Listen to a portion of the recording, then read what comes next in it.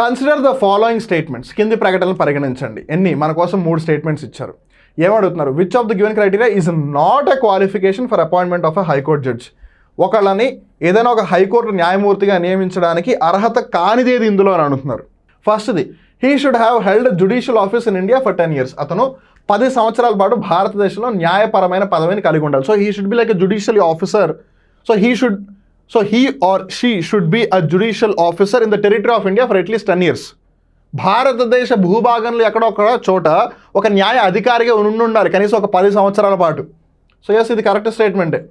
He or she should have been an advocate of the high court for 15 years అంటున్నారు.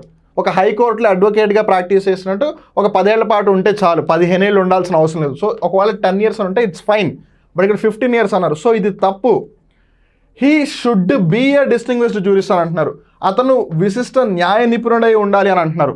ఒకప్పుడు అయితే ఇది తప్పయ్యేది, కానీ ఇక్కడ మనం జాగ్రత్తగా గమనిస్తే 1976 1976 సంవత్సరంలో జరిగిన 42వ రాజ్యాంగ సవరణ చట్టం ఏదైతే ఉందో అందులో ఆర్టికల్ 217 Clause 2కి లేదా ఆర్టికల్ 217 Part 2కి సి అని ఒక సబ్ క్లాస్ని యాడ్ చేశారు. Article 217 Clause 2 sub clause C. ఈ సబ్ క్లాస్ సి ఈ అంశాన్ని ప్రస్తావిస్తుంది. దట్ ప్రెసిడెంట్ ఒకవేళ భావిస్తే, రాష్ట్రపతి ఒకవేళ భావిస్తే న్యాయ రంగంలో నిపుణులైన వాళ్ళని కూడా హైకోర్టు యొక్క జడ్జిగా నియమించవచ్చు అని. కానీ ఇక్కడ ఏమని అడుగుతున్నారు? He should be distinguished jurist అని అదే అడుగుతున్నారు కదా. So yes, it can be considered that వే.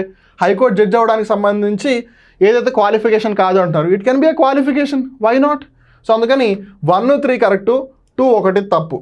కానీ వాళ్ళు అడిగింది ఏంటిది? Which of the given criteria అని అన్నారు. సో స్టేట్మెంట్స్ పరంగా చూసుకుంటే కనుక 1 and 3 should be the answer. So 1 and 3. అందుకని 88th క్వశ్చన్కి సంబంధించి option 3 is the right answer.